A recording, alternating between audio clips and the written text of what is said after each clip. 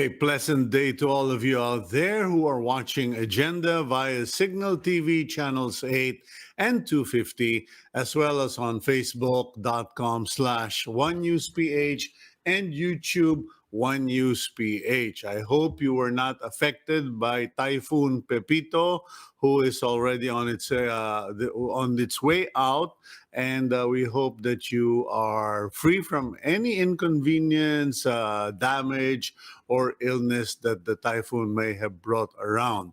In any case, today is October 22, 2020. It's a Thursday, and we're closing in towards another weekend, and we are already 7 months into this COVID-19 general community quarantine in places, ECQ in other places, MGCQ in other places. But the picture is becoming hopeful because the government, particularly several cabinet members, have managed to score victories. They have managed to get doors to open up in terms of tourism, in terms of commerce, in terms of business. So we're going to be talking to several people today, but in the limelight at the moment is Secretary William Dar, who seems to have become the target of numerous farmers group, numerous NGOs, because of the left and right importation, rice importation, pressing down the farm gate prices of palay, the efforts for tilapia importation, which is also pushing down the prices of tilapia, poultry, which is now causing allegedly a reduction of local production because the farmers are simply saying, why bother? If it costs more to raise the chicken than to sell the chicken, then why would we even go there? So we will hopefully will have Secretary William Dar, and I think it's going to be a quick interview. We're just going to basically ask him point by point the questions, issues raised, so that he himself can answer them, and we won't do a general interview of sorts. We will also be speaking to Dana Sandoval, spokesperson of the Bureau of Immigration, because as you may have heard, the travel restrictions for non-essential travel outside the Philippines has been granted to Filipinos. Kumbaga, nagluwag na po sila. Ang katanungan, may kumagat ba? Because there are certain concerns regarding traveling outbound, and we will find out from Dana Sandoval how the Bureau of Immigration has monitored the situation, because from the looks of it, parang nilangaw yung offer na yon. Hopefully later we hope to speak with Undersecretary Ruth Castelo of the DTI on various consumer areas concerns, but particularly regarding the rental issues that businessmen and business owners are raising, because quietly, in the background, no one's really raising hell about it, but it's a scary situation.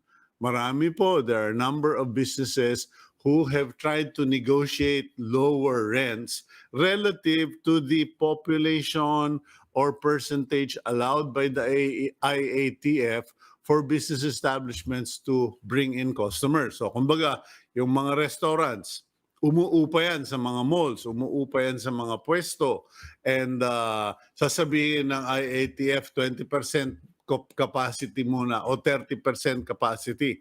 Ito na po yung mga may-ari ng mga lugar na yon.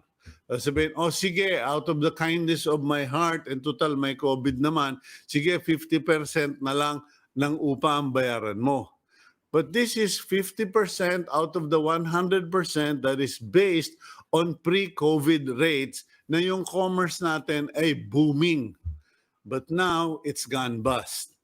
And the owners of those structures, those spaces, are still asking 50%. Eh sabi po ng mga ibang kilala ko, pati mga billboard owners daw, umuupa kasi yung mga billboard na yan. Wala nang nag-advertise, but they have to pay the rent or lose the space. So sabi no, isang malaking billboard company, after 80 plus years, bahala na si Lord. If we have to close and just plant kamote, I suppose we will. And what is the government going to do about it? Because the government, in trying to do its duty, trying to protect the public, has imposed restrictions. But it seems the thing that government has failed the most is in making alignments or realignments regarding basic issues such as rental. Kasi dito po parang let the market prevail. The government intervened. The market got ruined. Di pa paano na? Then the government should also intervene. Pag-usapan natin yan with Usec, Ruth, mamaya ano bang posibleng gawin? And we will also speak with Dr. Camille Garcia. She's a psychologist. Alam nyo na yung pag-uusapan, yung mga medyo nagkakaroon na ng mental issues, mental disease, etc. Because yun po yung sinasabi, and I'm actually writing a column about it based on our interview yesterday. There are several COVID-generated diseases, illnesses, COVID quarantine-generated diseases, and one of them is mental illness. So pag-usapan po natin yan. Samantala, in the meantime, let's go to the stories from the front pages, from the front page of the Philippine Star. Hotels in areas classified under General Community Quarantine or GCQ and modified GCQ may now be allowed to operate at 100% capacity, according to Tourism Secretary Bernadette Romulo Puyat. However, hotels will still have the last decision if they will indeed open at full capacity. The top consideration is, of course, their operations must be in compliance with health and safety standards. This is going to be an interesting scenario, ladies and gentlemen, because the question is, sino ang pupunta sa hotel? I mean, look, you've seen me interview DOT Secretary Puyat. You know how much I support tourism, but I'm looking at this as a journalist. It's going to be interesting who or how many Filipinos local will actually go to those hotels. Because kahit ibukas nyo ng 100%, kung yung movement mo sa hotel, sa swimming pool, sa dining area is restricted, medyo let us not be overly optimistic about it. Kasi parang yan yung isang restaurant na favorite kong puntahan. I would conduct my business meeting there, A, because it's quite near to the house, and B, I really like their Filipino selection. When I went, pa-order nga ng ganito, wala po sir, walang stock. Pa-order na lang ng ganito. Sir, hindi ho kasama sa aming listahan. Ito na lang. Sir, wala din. In other words, what's happened is because there are not enough customers, they have basically limited the selection and they have limited the staff. So parang, ba't pa ako pupunta dito? Di kain na lang ako sa bahay. And that's essentially what I'm doing. In any case, it remains to see what the 100% opening will achieve. Next up, the Integrated Bar of the Philippines, or the IBP, hopes that the Supreme Court will no longer delay the hearing on the 37 petitions against the anti-terrorism law. IBP President Domingo Cayosa said that the court may have waited for the Implementing Rules and Regulations, or IRR, before holding hearings. And with the IRR already out, Cayosa is hopeful that there would be no reason for any more delays. Currently, no date has been set for oral arguments on any of the petitions. Okay, katulad po na sinabi ko kahapon, ipagdasal po natin ang ating mga Supreme Court justices to have wisdom in what they are going to undertake as far as the anti-terrorism law is concerned, and not only wisdom but courage, because the anti-terrorism law is not just a law for the Duterte administration or for the current state of affairs of the military and the PNP. It is a law that will guide us and will cover any and all concerns relative to peacekeeping and to anti-terrorism activities. Medyo, kumbaga, forever yan unless repealed by Congress. Kung mali-mali yung batas, di mali-mali yung buhay natin na ginawa ng mga congressman ngayon o ng mga senador, actually more the senators now, and they won't be around 20 years from now in terms of accountability. Many of the laws passed in this country, the authors aren't even remembered or known, but much less held accountable pag may palpak po. Kumbaga, pag naglabas ng legislation that's skewed out of order, they're not held accountable. In any case, we will find out. So let's pray that this law is a proper law and the Supreme Court properly addresses the concerns of all 37 petitioners. I'm really curious kung ito bang anti-terror law ay isa sa mga pinakamaraming petitioners na pumalag. Anyway, moving on. Malacanang said that China should have the flexibility to hire personnel for the project it is financing, after some senators questioned the high number of Chinese workers involved in some Metro Manila construction project.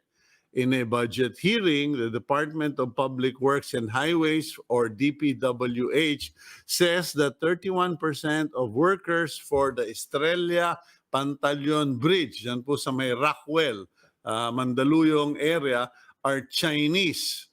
For the Binondo Intramuros Bridge, the number is at 45%.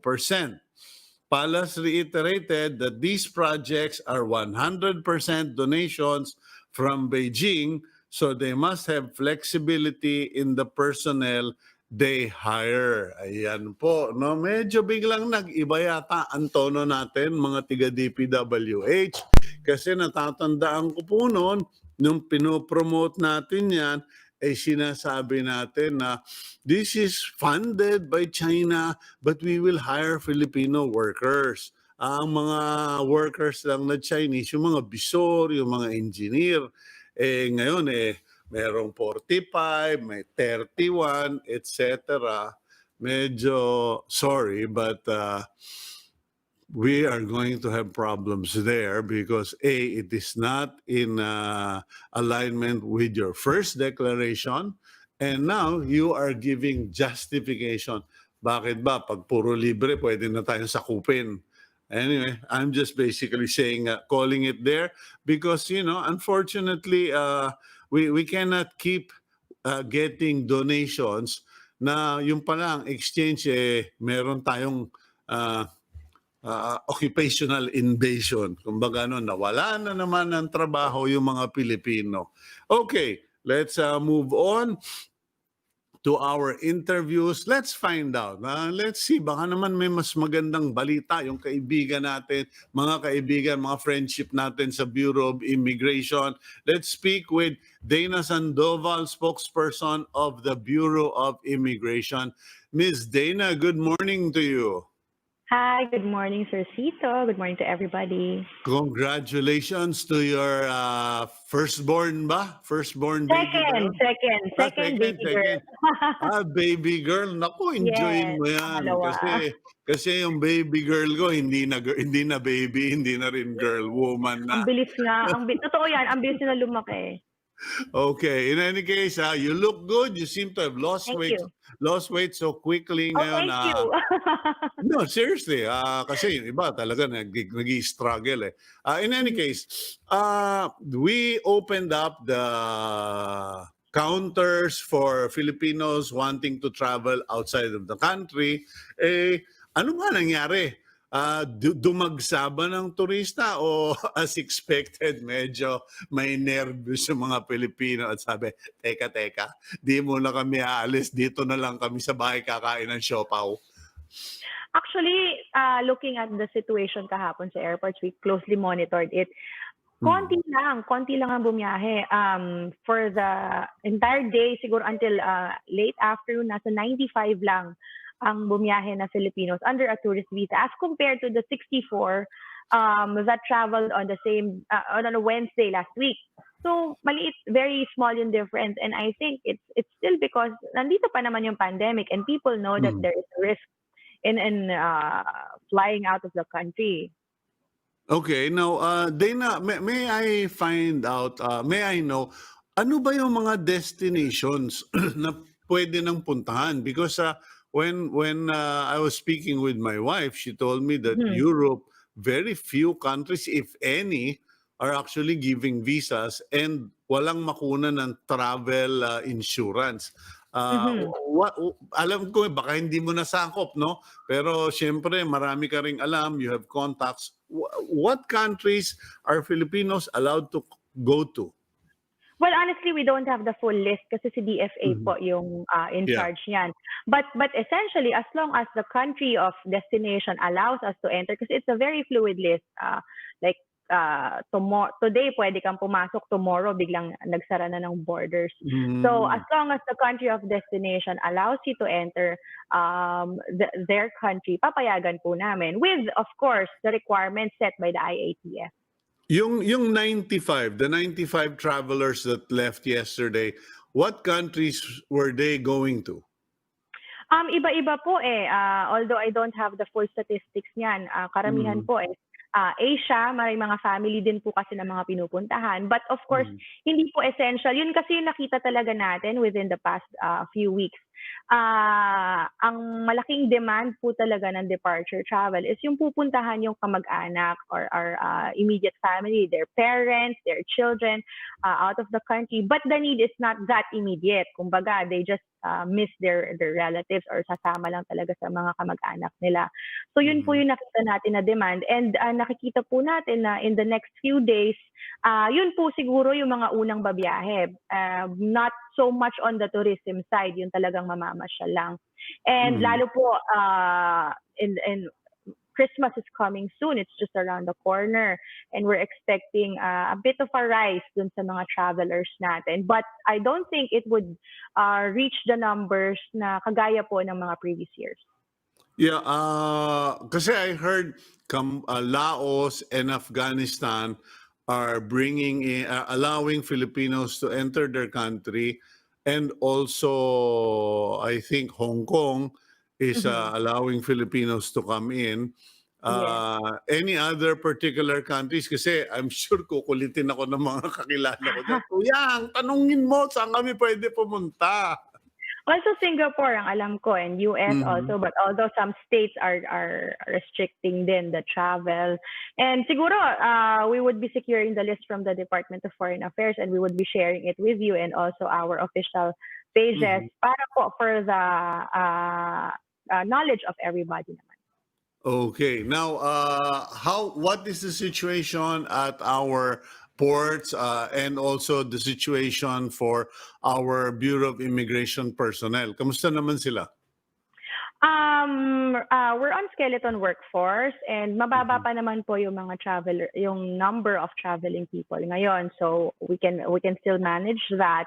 And in case po, since we've already loosened up the restrictions for departing Filipinos, if in case po we see the numbers spike again, we would be needing to add more immigration personnel sa counters natin. So we would be adjusting our manpower. In terms naman po of COVID, our personnel are still there despite the pandemic, and around I think more than 100 immigration personnel have already been affected by COVID. So it's really saddening, but we're trying our best to ensure the safety of everyone. We already have a COVID task force.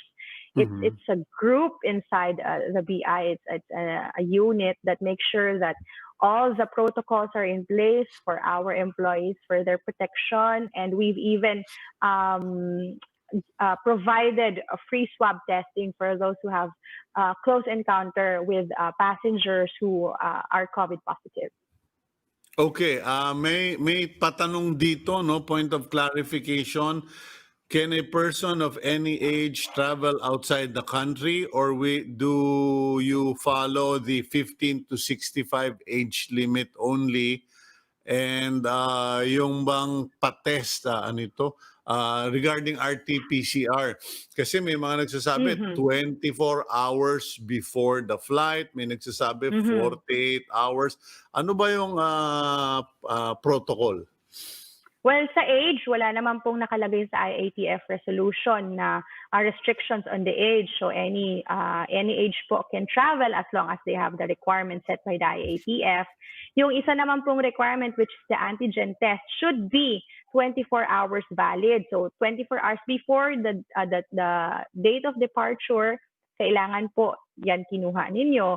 And ang difference lang po is kung ang port of destination po ninyo, ang nire-require is the swab testing, the RT-PCR, that is what you would present to immigration. Instead of taking two different tests, if the country of destination is requiring you a swab test, then that is what you would present to immigration. Okay, so are there any last question? Are there any other things that or what are the particulars that the traveler need to present? Sabi nila travel insurance. Yes, travel insurance. Valid visa. Of Go course. ahead. Confirmed round trip ticket, which is a basic requirement for tourists, and travel insurance, like mentioned earlier. They would also be asked to sign a declaration acknowledging the risks of their trip. Yan po makukuha sa check-in counter. They could get that there. And then lastly, yung negative antigen result taken 24 hours before departure. So all departing. Taken 24 hours kasi parang yun nga yung naging issue day na Parang sabi ng mga kakilala ko, Kuyang, meron bang nagbibigay ng test results after you take a test 24 hours? Kasi parang yun yung 24 ba o 48? Paki-clarify lang din na. Sa IATF resolution po, it's 24 hours. I believe naman po there are a lot of government hospitals and private hospitals that issue results within 24 hours for the antigen test. This is faster naman po than the regular RT-PCR. Yun lang po, if it's the RT-PCR that's required, yun yung kailangan urgent. There are options naman din po in hospitals to have it released urgently. Okay. And what about the required number of hours to be at the airport? Nagbago ba yan? Umiksi ba o humaba pa? Hindi na po namin binago yung advisory because of course, hindi natin masabi kung biglang dadami or biglang kukonti or baka may makasabay sila ng mga repatriation flights. So the regular number of hours before the flight is 2 to 3 hours. You should be at the airport. But honestly, yung situation na sa airport ay medyo lean yung dami ng mga pasahero. So mas relaxed po. Although, of course, you still have to wear your complete PPE, your face shield and your face mask when you're traveling. Also for your own safety. Okay. Well, speaking of safety, mag-ingat din kayo, Dana, dahil 100 cases with the BI, hindi naman kayo ganun kadami. Kulang kayo and 100 people of the Bureau of Immigration getting COVID-19. That means you have 100 people who won't report for work for 14 days? Yes, that's true. And okay. Kailangan pa po ng mga certification bago bumalik para masigurado that they're already safe po. Are all of these cases or most of these cases job related or acquired on the job or outside of office? That's the hard thing about tracking kung saan nanggagaling kasi sometimes it comes from family members who are also working outside, and siguro just a small percentage came from actual pakikisalamuha with passengers who are traveling. So there's really no clear source kung saan po nanggagaling. But of course, kahit saan naman nanggagaling yan, we're still very concerned because it would still affect our manpower. And just one infected person who goes to work could affect the entire office. Yeah, meron na ba ngayon or has anyone in Congress or DOJ made the suggestion na magkaroon ng compensation for frontliners? Like, kasi hindi nasasabi, hindi kayo natatawag na frontliners, but you are frontliners and parang hazard pay. Meron bang hazard pay ang mga Bureau of Immigration officers, particularly those at the counters and who mingle or interact with foreigners or inbound? Sa ngayon po, wala pa po na separate na hazard pay apart from the ones given by the civil service nung time po na ECQ. But I believe there were moves to have something like that po in the past. I'm not so sure po kung ano na po yung naging result, but we're hoping. Kasi malaking bagay po ito and this would really encourage our personnel to go to work every day despite the risks. What about the cost of treatment, medication, or even just testing? Dahil yung testing medyo matindi yung price. Do BI officers get free tests with wherever? Yun naman po yung nabibigay ng office natin. We have free testing. We used to have the rapid testing in the past few months. Ngayon po, through our partnership with several government agencies, we were able to secure swab testing. So we have free swab testing po for employees who have close encounter with COVID positive patients and also who are exhibiting symptoms. Yan po yung mga priorities po natin. Okay. Meron na ba kayong na-intercept? Last question na lang. Medyo napahaba na. Na-curious ako tuloy. Meron na ba kayong mga na-intercept na COVID positive going in or out?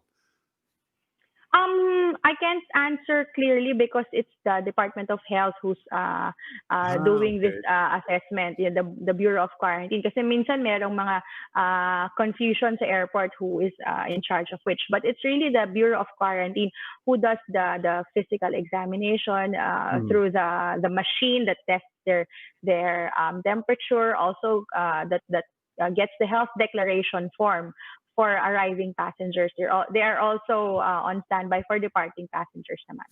So wala ka pang nasasagap na, uy, may dumating. Okay.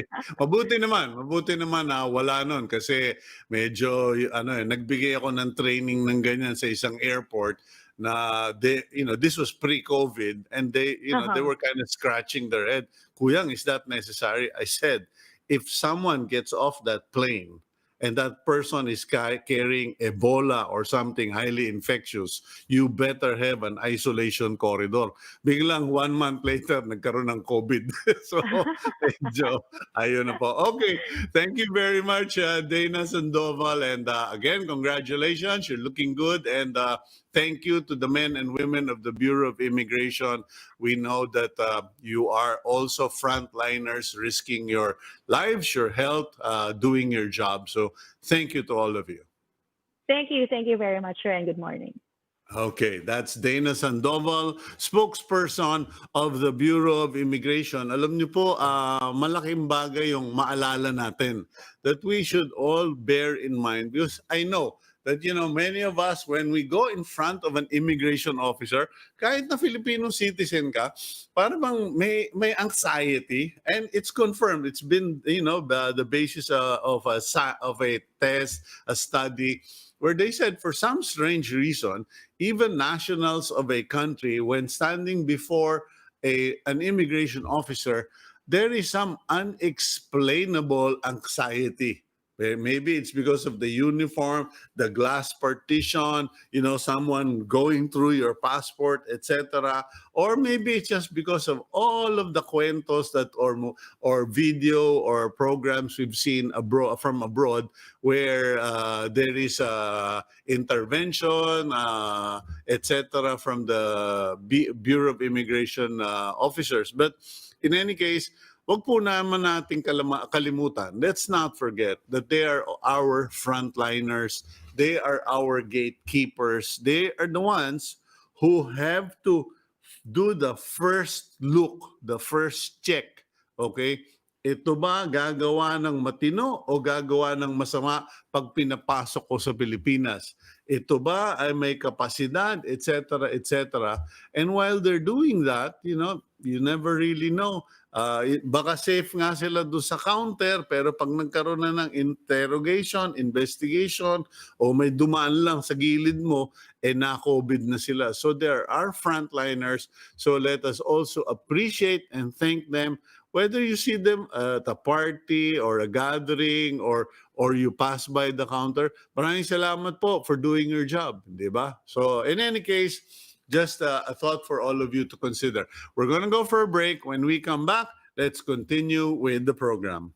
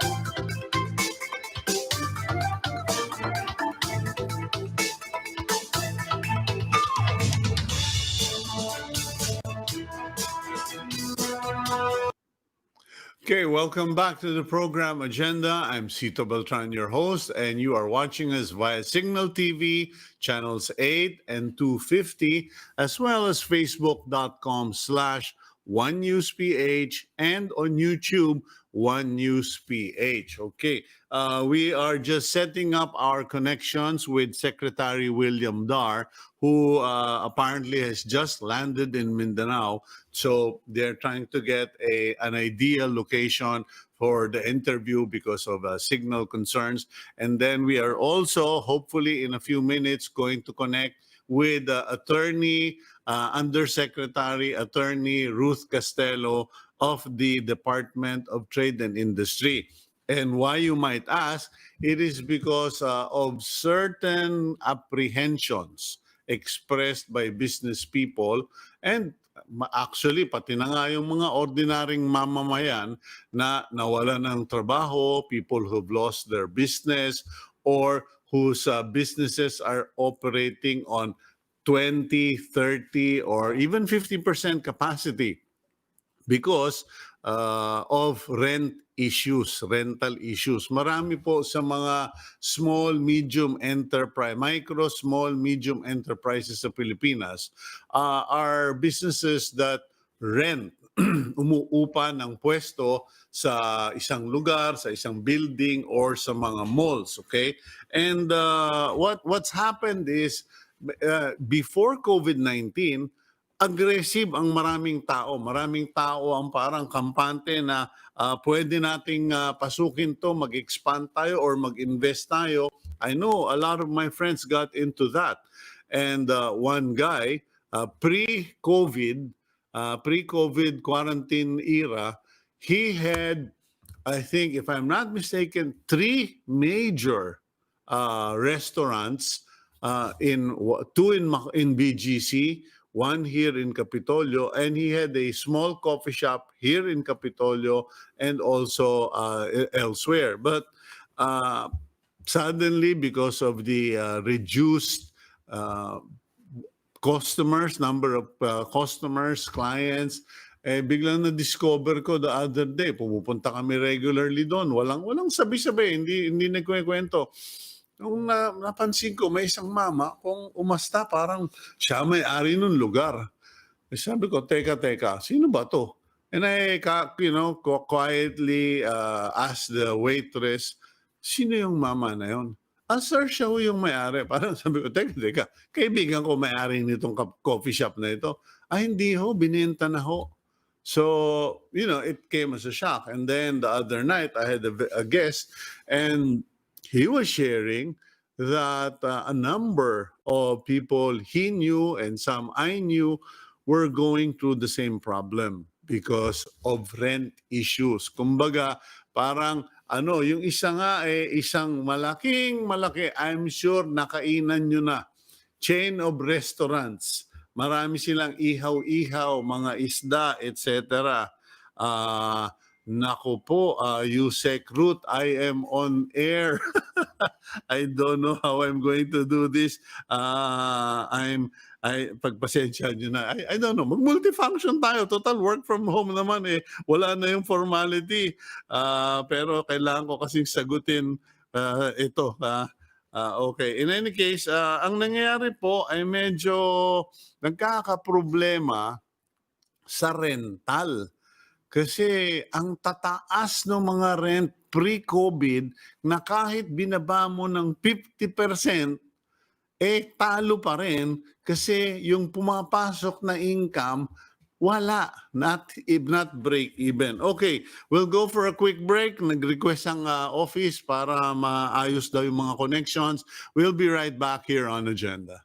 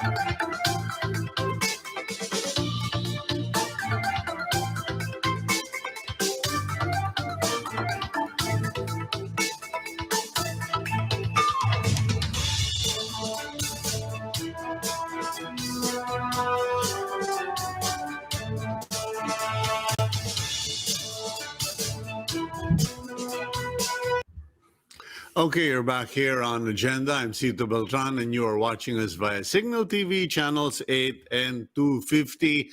And at this point, let's bring in Undersecretary Attorney Ruth Castelo for the Department of Trade and Industry.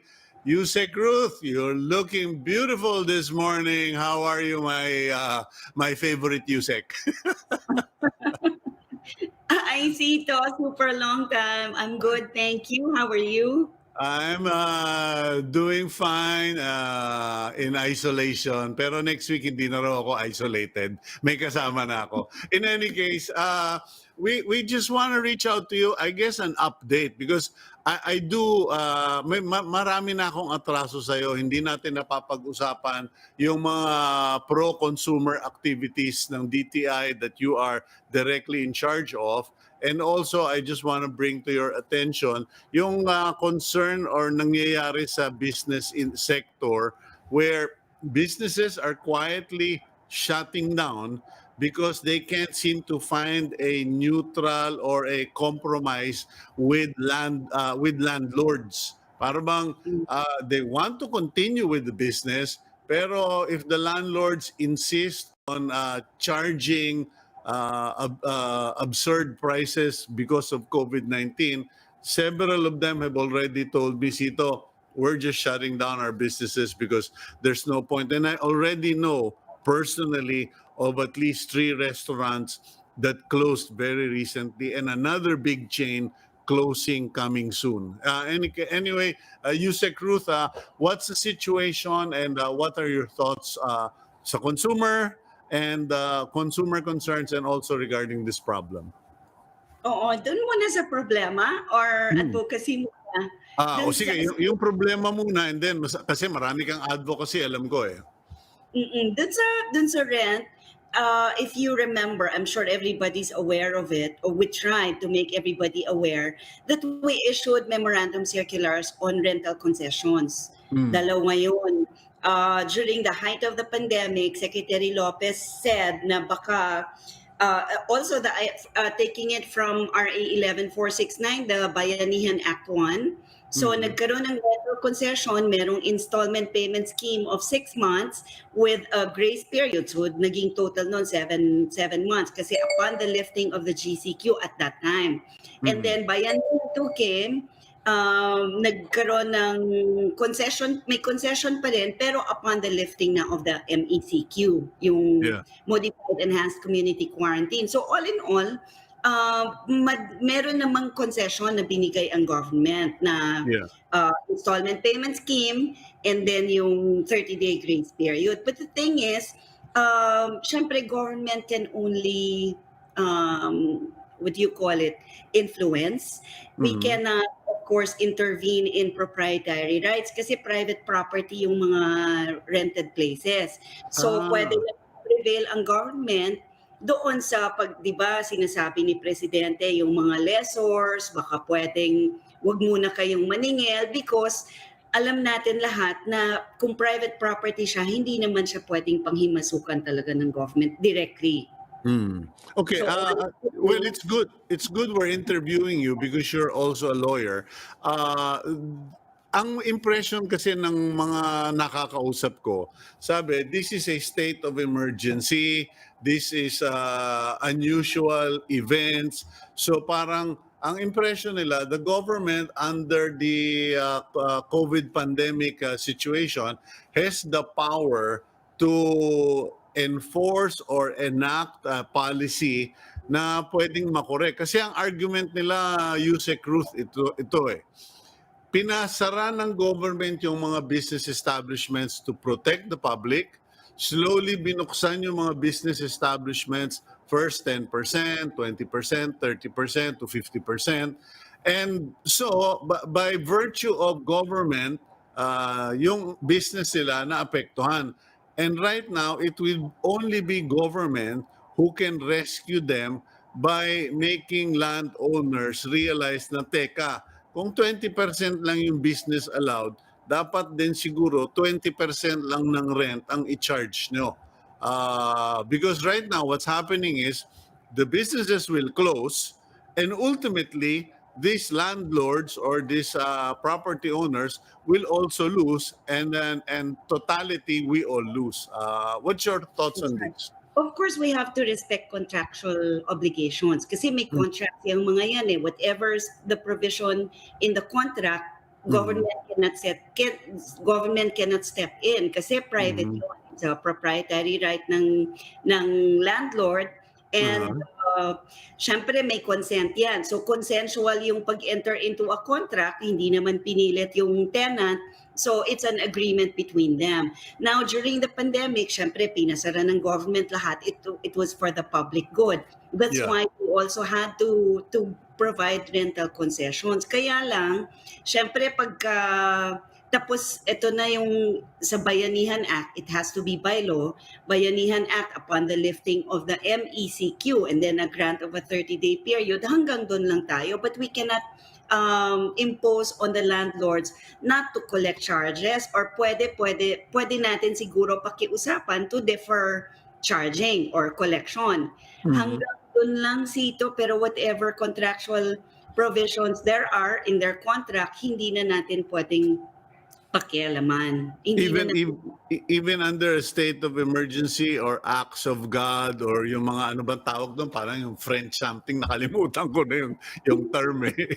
yes, kasi the whatever natural disaster or calamity happens, hindi does not affect contractual rights.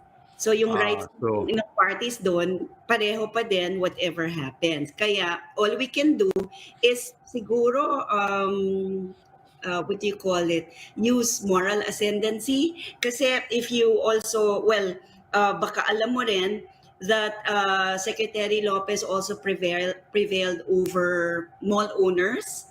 And provide sila ng concession. Meron silang mga 2 months at least na hindi siningil.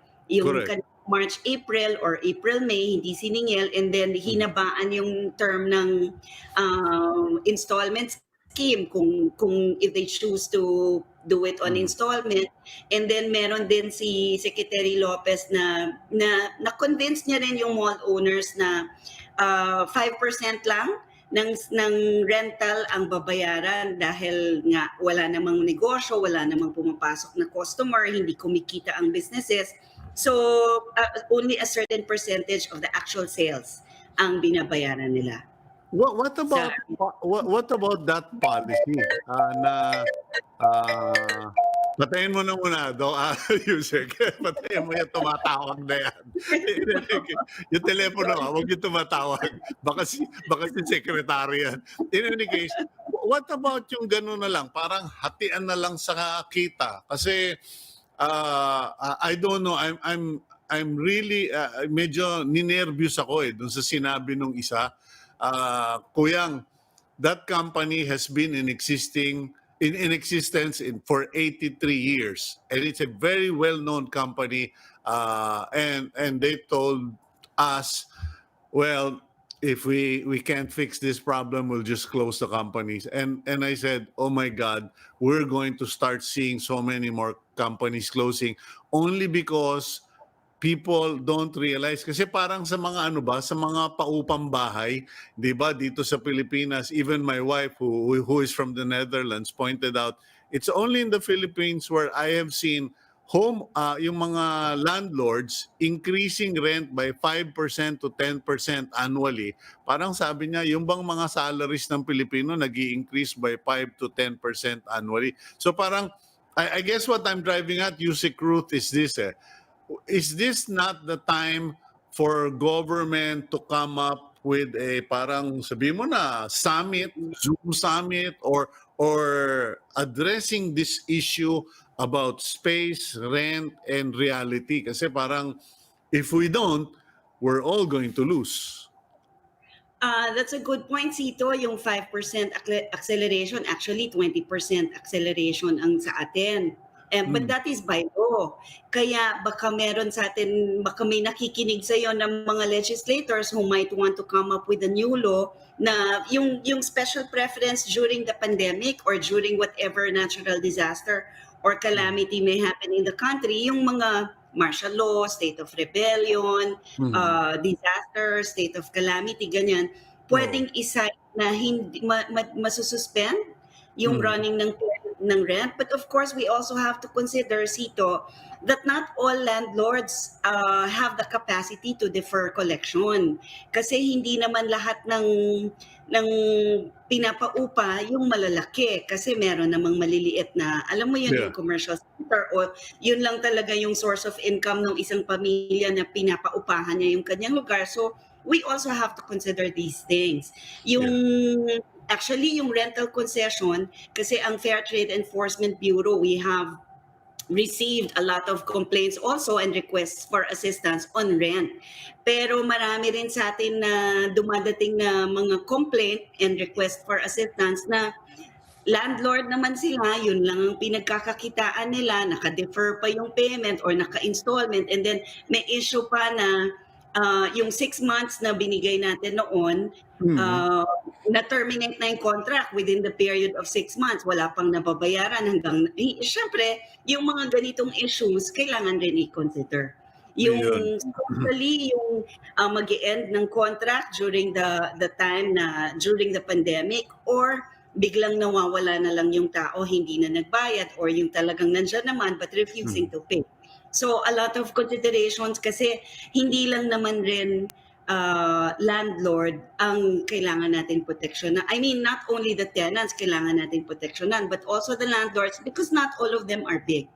Di ba? Let's face it, maraming maliliit na landlords. Well, I do hope that happens. I do hope that some legislators actually do their homework, kasi nakita ko rin ito abroad, dun nga sa Holland, pati square meter per area of per person, dapat may dedicated square meter per area. Hindi ka pwede magsingil lampas sa a certain category kung hindi ample yung space and conditions. Anyway, let's go to... Sana nga they can look into it more closely. Cito. Baka because of you, we can bring it to the attention of Congress. Well, we just pray we can all work together on this, kasi nakakatakot, Usec, ang dami ko talaga nakausap, ninenervyos na ako. In any case, let's go to a more positive side. Ikaw, you're a very caring person. Meron kang cares. Ano ba yung cares na yan? Ano yung cares program na sinasabi ng staff ko? Sir, tanong mo nga kung ano na nangyari sa cares. Kamusta na sila? Yung CARES program, kasi magkaiba yon. We have consumer care and the CARES program. CARES program is under the Small Business Corporation. Ito naman yung attached agency ng DTI that lends money to MSMEs. Yung kagaya ng if they're renting, lalo na ngayon, they can avail of loans from the Small Business Corporation. We have, for micro enterprises, ang alam ko, SB Corp can lend as much as 200,000 pesos. And then for small businesses, they can lend as much as 500,000. I understand ang interest noon parang 0.5% per month, so 6% annually. Okay, yung program mo sa consumer? That's consumer care. Hopefully this month, it's the Consumer Welfare Month. Itong month of October, declared by Loyan during the time of President Ramos. Kaya we have a whole month of advocacy programs for all consumers, like we all are. We need to increase awareness kasi, Cito, that there is DTI, we have the biggest consumer protection body among all the departments in the national government. Ito yung may pinakamalaking consumer protection body. Yan yung all the complaints. We have the no wrong door policy. All complaints may be brought to us. And then, of course, yung Bureau of Philippine Standards. Explain ko lang, Cito, yung lahat ng produkto natin, hindi ba, may standards yan. Everything, kahit eyeglasses, ballpen, or ganyan, whatever product, any consumer commodity. But the DTI has a mandatory certification scheme for about 88 products, especially yung mga critical products like home appliances or construction materials like steel and cement and plywood. So, binabantayan rin natin yan for the safety of the consumer. And then we have the Consumer Policy and Advocacy Bureau that formulates all the policies, yung mga concessions natin sa rent, concessions natin on refund for events that were canceled during the pandemic. Yan yung gumagawa nitong That's the Consumer Protection Group. And we're all busy now kasi we're celebrating the Consumer Welfare Month. They can look us up at the DTI YouTube channel. Itong month of October is allocated for the Consumer Protection Group. Pati sa Consumer Care, Cito, you might want to look into our Facebook, Twitter, and Instagram accounts also on Consumer Care. Okay. What is the state of consumer activity now? Kasi dito nga sa business section ng Philippine Star, sinasabi nila that consumer activity will protect the Philippine economy. Kumbaga, as long as tayong mga Pilipino patuloy na namimili, gumagastos at nagkukonsumo ng produkto na gawa sa Pilipinas, hindi basta-basta babagsak yung economy natin. That's right. I like that, especially the buy local campaign. Kasi we also advocate that yung consumption natin, that's why it's also very important for businesses now na slowly, gradually reopening to 100%. Gusto natin yung lumabas na, gumastos na, mag-start na mag-spend para mag-circulate yung pera. But it's also very important for businesses to build consumer confidence. That's why we always tell them, make sure that you follow strict protocols so that consumers will continue to patronize their establishments, hindi ba? Kasi kung makikita mo safe ka naman dun sa pupuntahan, you have no fear, you have no qualms, papasok ka at gagastos ka dun sa lugar nila. Okay. Pero Well, yung consumption natin, babalik sa economy. Diba? Yung ginigastos natin, mag-circulate siya and then will flow into the economy. Yung buy local campaign naman natin, we also advocate for that because right now, our hunger rate in the Philippines is rising. Well, around the world naman, pero sana hindi tayo kasama, diba? And then Secretary Dar would say that we have so much agricultural products, hindi tayo maubusan, hindi tayo dapat magutom. And then on the DTI side, we have all the manufactured food products available and accessible na kayang gawin ng mga manufacturers natin at any trigger na kunyari tumaas yung demand pa. Kaya lang, ang problema, not everybody has money to buy these goods. Kaya ang gusto sana natin yung buy local campaign para tumaas yung demand ng local products natin, yung local manufacturers will of course employ more people, mas marami tayong mabibigyan ng pera pangbili ng pagkain na pinoproduce natin. Tama yan, Usec Ruth, kasi alam mo, medyo nagiging parang plantito na rin ako ngayon. Nagkakaroon ng interest sa halaman bigla. Well, not because I'm bored, but because I have a ongoing project. And na-realize ko, hindi na ako bumibili dun sa mga malakihang mga established garden and plant places. Binibili ko dun sa mga nagbebenta dyan sa mga sari-sari store. Ang dami ko nakikita kasing sari-sari store na nagbebenta na rin ng halaman. Sabi ko, dito na lang ako bibili. Kalabas-labasan, mas mura pa. Dahil wala silang rental. In any case, thank you very much, Usec Ruth. And first time, pero we hope you will let us know more and more about what you guys are doing because you know me, I am a supporter of the Department of Trade and Industry and you guys are doing such a great job. Pati nga pala dun sa mga pautang para dun sa sa 13-month pay. Kayo pa magbibigay. Okay. Thank you very much, Usec. Oh yes, thank you for the support, Cito. I hope to see you soon. Let's have coffee pag hindi ka na in isolation. Okay, thank you very much, Usec. Ruth Castelo of the Department of Trade and Industry, our champion for consumer protection. Okay, we'll go for a quick break and when we return, interviewin naman natin si Dr. Camille Garcia. Ito magugustuhan nyo.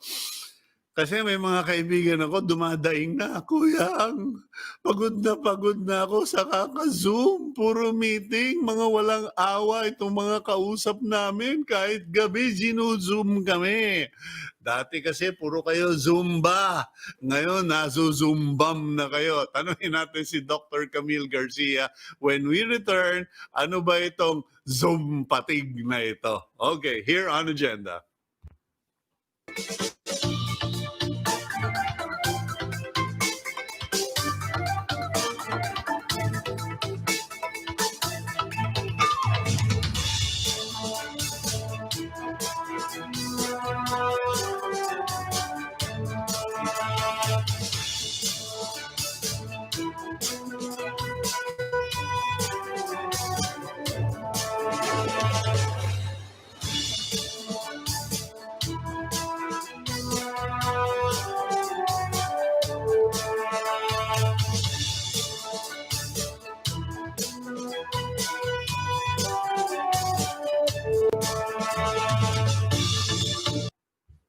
Okay, you're back here on Agenda and babasahin ko lang po ito saglit. We got the message from Rodora Javier.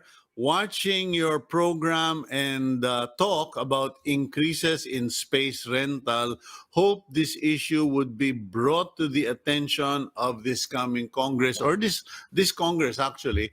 And thank you for your message, Ma'am Rodora. We will do our best. And I'm sure may mga kaibigan pa rin naman tayo dyan sa Congress na nanunood at sana ay mapag-usapan ninyo o kahit natin itong issue tungkol sa mga rentals kasi disproportionate na po yung dinidemand ng mga property owners, may contractual obligation, etc. That's correct, etc. Pero paano ninyo papahila dun sa kalabaw yung inyong karitela kung hindi naman kumakain yung kalabaw? Ika nga nila, hindi pinakakainom, hindi pinapakain. Di mamamatay at mamamatay kalabaw. Ang problema, mga kaibigan, and this is our reality check here. If businesses close down, you might tell yourself, no problem, I'll just get another tenant. I wish you all the luck. I have seen this time and again. There was a time when I used to rent houses kasi wala pa akong bahay for many years, and I would rent houses, and that would always be the unexplainable situation. Pupuntahan ka every year. Sir, next year mag-i-increase kami ng 5%. Sir, next year dadagdagan namin yung rent ninyo by 3,000 o 5,000, etc. Until eventually, I would just say, I'm sorry, much as I would like to stay in this house, masyado na pong mahal yung rent, so hahanap na kami. Lilipat na naman kami. Lipat, naghahanap ng bahay na we can afford. And you know, the irony, yung mga bahay na yon will be vacant for at least 2 to 3 months. On the average, 2 to 3 months. Pag kinuwenta ninyo, lahat nung nawalang upa sa inyo, the rent that you lose because you charged your current tenant higher than they could afford, what happens is, yung dinadagdag nyo sanang akala nyo mas kikita, mas lalaki ang kita ninyo, mas lumiit pa. You end up losing more by losing a tenant for at least 1 to 2 months or 3 months. I know one place. Ayun, kalokohan ng yung kanilang manager, kasi yung property owner mabait naman, kilala ko, pero yung property manager nagnasang kumita, kakontsaba yung real estate agent, ibibigay yung paupang bahay sa ibang tao. Eto na po, pinaalis kami, sabi hindi na re-renew yung contract ninyo. Awa ng Diyos, hanggang ngayon, ilang taon na ako dito sa bahay namin, 20 years na ako sa bahay kong ito, na nakapagawa kami 20 years ago. Awa ng Diyos, wala na, hindi na naupahan. Bakit kanyo? Yung anak ng isang caretaker nalunod doon sa swimming pool. Walang gustong tumira doon sa bahay. You know, these are the things, it's either you lose money or things get worse for you. In any case, let's move on to a better discussion or the better topic. Let's bring in Dr. Camille Garcia. Pag-usapan natin itong sinasabing Zoom fatigue. Dr. Camille Garcia is a registered psychologist, works at the Clinic of the Holy Spirit. Dr. Camille, good morning. Hi, good morning, Cito. Good morning, Agenda. Okay, alam mo, may mga umiiyak sa akin ng mga kaibigan ko. Kanya buti nakuha kang guest ng team kasi they're saying, Kuya, mazo-zoom out na ako, nababaliw na kami, walang tigil, ang lulupit. Para bang, because of Zoom, everybody forgot that, there are set working hours and there are certain schedules to or appointments to be observed. Parang wala nang breakfast, lunch, or dinner na do not disturb. Ngayon, walang pakialam. Basta i-zoom ka. Could you share with us your thoughts on Zoom fatigue? Okay, siguro kaya nagkakaroon ng Zoom fatigue. Nung umpisa ng Zoom, wala pang mga may premier accounts, 45 minutes, which is talagang tantamount to saying na yun ang kayang i-absorb ng brain na kung merong mga input, talagang yun yung time na ito, hanggang 45 minutes kayang i-absorb yun. Pero pag sumobra doon, talagang sasabihin na natin bakit yung iba hindi na kayang kahit mag-take down ng notes. Ang nakakalungkot kasi dito, first, yung iba maliliit lang yung nakikitang frame ng tao. Pangalawa, yung iba sabihin na natin nagpapatay ng video. Ang makikita mo blank lang, pero nakikinig naman. So kung ikaw yung halimbawa nagre-present, it is so difficult dahil kasi tayo yung mga nagre-present napaka non-verbal yan Tinitignan nila kung ano talaga yung reaction ng bawat isa. Unang-una, ang nakikita mo mukha lang, hanggang dito pa. Tapos, hindi mo alam yung mga pagtatap-tap ng mga ballpen o kaya naman yung parang fidgeting and everything. It makes you parang feel na tama ba yung ginagawa ko? Tapos kung ako din naman, yung sabihin na natin na nakikinig, hindi mo gusto mong maging mabait na parang sabihin natin hindi ka halata na hindi nakikinig medyo kaya papatay ka ng video. Tapos kung ano naman sasabihin natin papakita mo ganun, may picture lang. Di ba? Minsan iba picture lang yung pinapakita nila. So definitely yun isa na yung sa factor. Pangalawa, para bang sunod-sunod may Zoom meeting sa ganito, sunod na Zoom meeting, samantalang pag ordinary nagtatrabaho ka, merong limit na ito yung meeting and then merong hanggang ganito lang yung oras ng meeting. Kasi ito parang inaantay mo lahat. Tapos pag sasabihin ganun, we'll try to wait for yung kasi mag-i-enter si ganito. Tapos yung titignan may oras, 45 minutes, 2 hours na pala. Tapos nandito pa rin ako. Nakaka-drain ng utak. Mas lalong walang pumapasok. So ang tendency, sabihin na natin pag ganyan, hindi ka pagod physically, pero mas mahirap if your brain is pagod. Because once na ang brain mo ang napagod, mas walang pumapasok, mas nagiging unhealthy mentally, which can cause possible mental health issues. Yun yung nakakatakot doon. I thank you so much, Dr. Camille. Alam mo kung bakit? I've been experiencing that. Yung bang pagod ka pero hindi mo maintindihan bakit ako pagod. Nasa bahay lang naman ako. Nagpro-programa lang naman ako sa TV. And then I realized yung sinabi mong points hindi mo nakikita yung physical gestures, yung signs ng mga kausap mo. Hindi mo alam kung may nanonood sa'yo o wala, hindi ka studio. You are in a bubble all by yourself. And I honestly, this morning I was saying to myself, meron ba akong karapatang magpahinga muna, magbakasyon muna? Parang naluluto na yung utak ko. So, how do I know, or how do people know?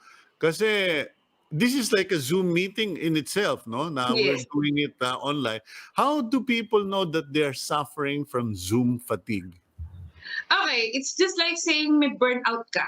Parang first, parang you want to distance yourself na parang pwede hindi mo na ako attend. So pag nag-skip ka na ng mga Zoom meetings mo, ops, parang may Zoom fatigue na. Second, the possibility na you really wanted na magpo-post ka na lang na ano ba yung pwede kong maimbento na kunyari nandiyan ako pero wala ako. Alam mo yung mga tipong gano'n na yung picture ko na lang tapos nagsasalita. Tapos and then yung mga possibility na makita mo palaging nagche-change ng background. Tapos para sabihin na napakaayos ng background pero hindi naman pala yon yung gano'n. And then definitely one thing, yung iba, ito na lang pang itaas ng sinusuot. Hindi na sila yung tipong careful na parang when you go on na parang nasa studio ka na talagang nakabihis ka talaga or in fact there are some instances na kahit sa pag-aaral even the kids it's so difficult. Remember paggamit ng mga gadgets per se merong time limit yan eh. Kaya nga, for you to be able to absorb any learnings or for you to be able to catch the attention of the audience, may time limit. Kaya nga, di ba kahit sa mga telenovela, 30 minutes lang siya, pero na-extend lang siya ng commercials.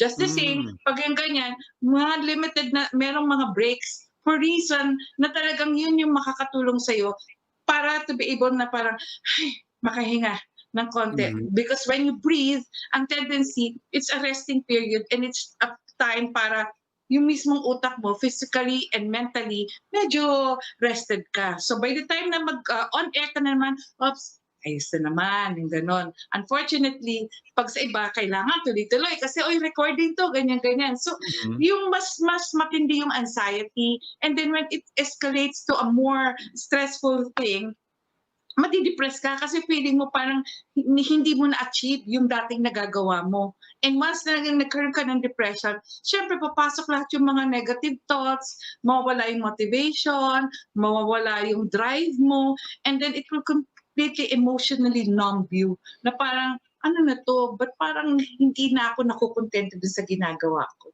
Kaya tuloy ikaw mismo sasabihin mo, pwede leave mo na ako. Parang ganon. So kung medyo if you kumbaga yung storya, ano ba yung storya na sabi nung lalaki, ayokong pumunta sa simbahan. Yung mga tao doon hindi ko gusto at hindi nila ako gusto, etc. etc. Then sabi nung asawa niya, okay lang sana, ang problema ikaw yung pare eh. O ikaw yung pastor. Tama. If you're beginning to dislike the Zooms, if you react to it with trepidation, anxiety, those are the signs. And if you want to butt out or to cut out, or yung sabi mo nga, nagpapatay ng video, ginagawa ko na yun eh. Actually, kasi parang sabi ko, mag-aayos pa ako, mag-o-observe lang ako nung Zoom meeting. So pinapatay ko na yung video ko but not realizing na baka may ano na pala, medyo napafatig na. Now, what's the risk of people ignoring Zoom fatigue? Kasi your body or your mind is already telling you all the telltale signs, but many of us will just ignore it because I have to, it's a job, mabuti nga may trabaho pa ako ngayon, etc. What's the consequence of ignoring Zoom fatigue? Okay, the risk factors ng ganyan, actually hindi mo makikita eh. Yung possibility na, one, after yung mag-resume na tayo sa halimbawa, yung talagang face-to-face meetings or even nasa live na studio ka nun, you might be experiencing post-traumatic stress disorder for reasons na nagulat ka na parang traumatic pala yung naging kahit pag sa Zoom meeting ko, yung parang ganon. And then at the same time, yung magkakaroon ka ng possibility na mas magiging anxious ka na kasi mas nagiging uncomfortable ka na pag nakita mong live na.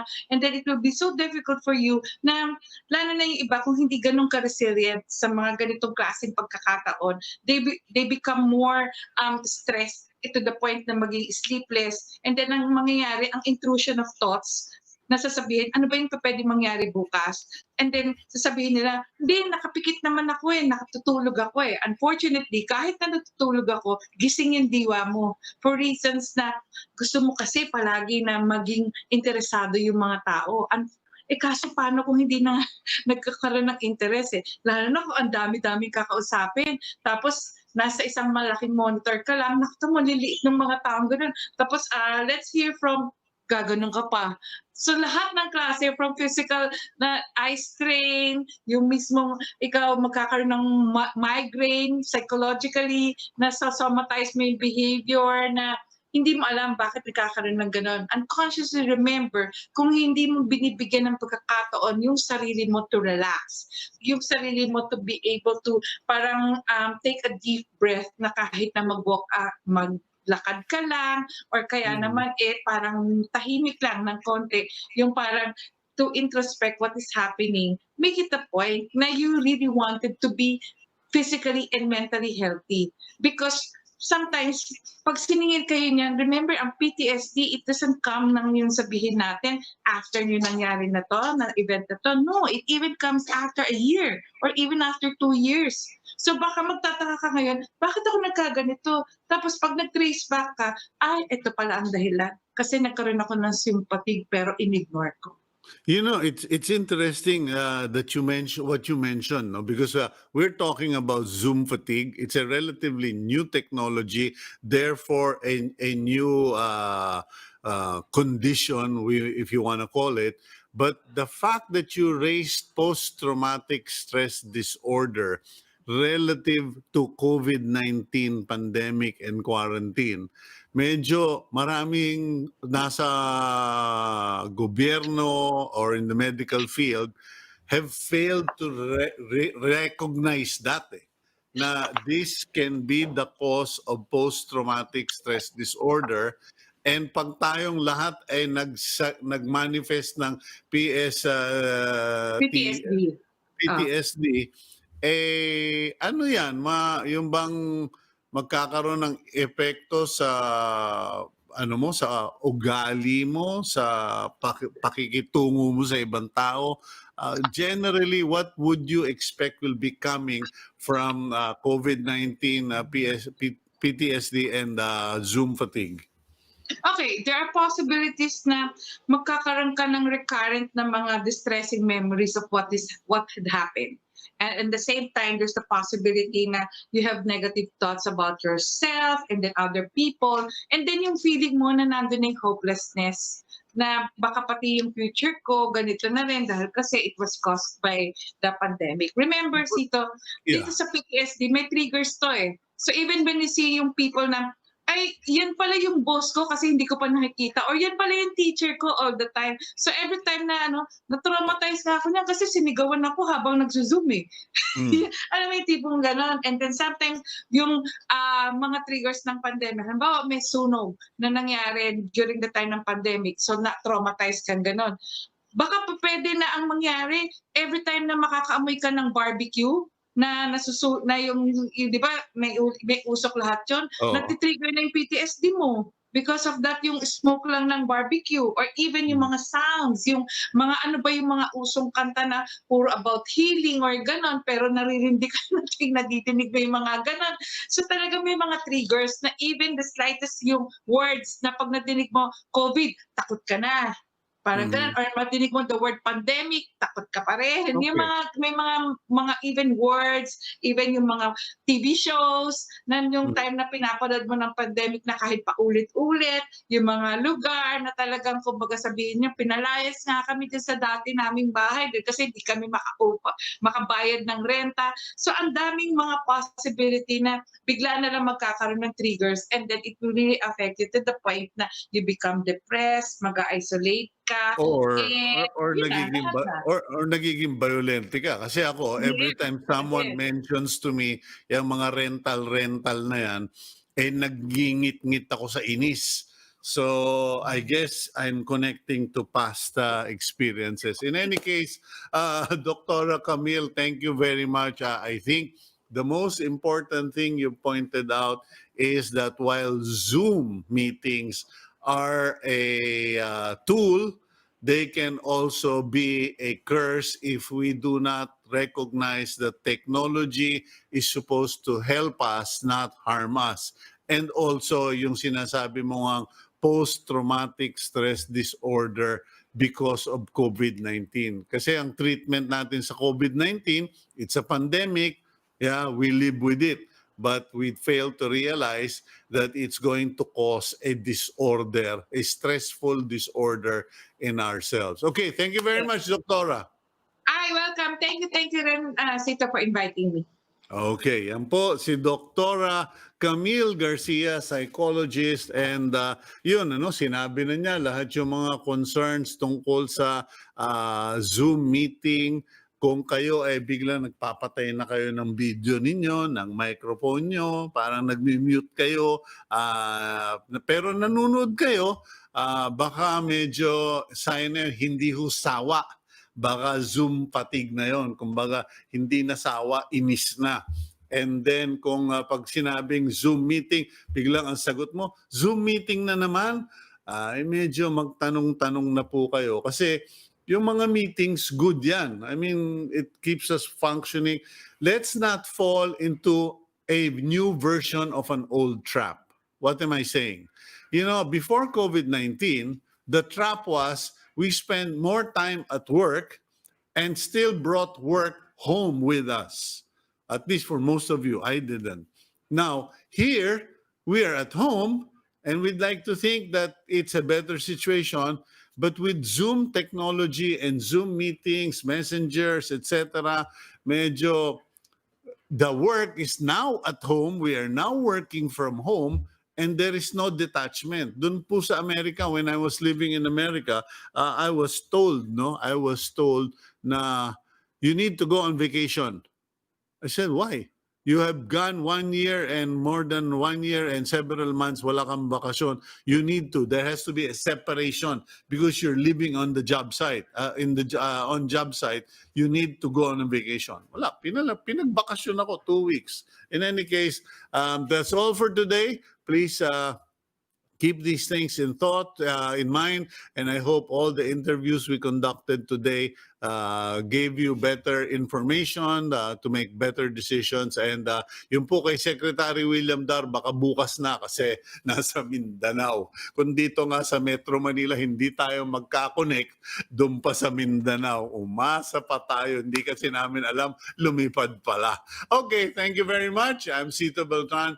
God bless all of you, and please include us in your prayers. Thank you for watching Agenda.